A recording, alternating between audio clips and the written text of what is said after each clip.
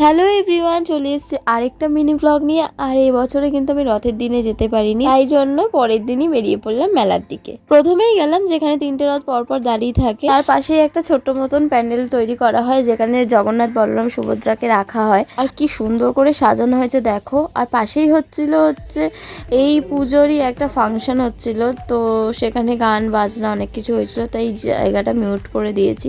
তো এখন ভাবছি যে কি করব, রথ তো দেখা হয়ে গেল, পাশেই রথের মেলা হচ্ছিল একটা ছোট্ট মতো, তো সেখানেই আমরা গেছিলাম, তবে একটু ঘুরে ঘুরে যেতে হয়েছিল। আর এই মেলাটাই যে যাচ্ছি না, এই মেলাটার প্রাইসগুলো এত কম কম দামে ছিল, একটু 30 টাকা করে, আর এই ছোট ছোট ফলগুলো সব 10 টাকা করে। মানে ফল না, বেগুনটা ভালো,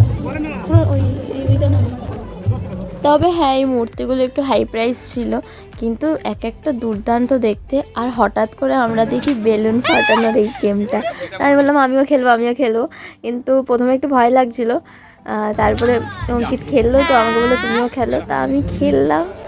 আর আমি কিন্তু একটা ফাটিয়েছি, তো একটাই খেলেছি, একটা ফাটিয়েছি। প্রাইসটা আমি বাড়িতে গিয়ে দেখাচ্ছি তোমাদের। আর অনেক কিছু টুকিটাকি কিনেছি এখান থেকে, আমাকে কিনেও দিয়েছে অনেক কিছু, আবার আমি কিনেওছি। গোপালের একটা মুকুট কিনেছিলাম, তারপরে ফুচকা না খেলে তো মেলা ঘোরা ইনকমপ্লিট, ফুচকা খেলাম মেলাতে গিয়ে। এইটা হচ্ছে আমি জিতেছিলাম।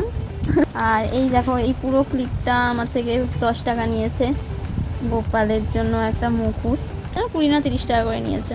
কি সুন্দর না ক্লিপগুলো। এই কানেরটা নিয়েছি, তো এই মেলা থেকে কিনেছি।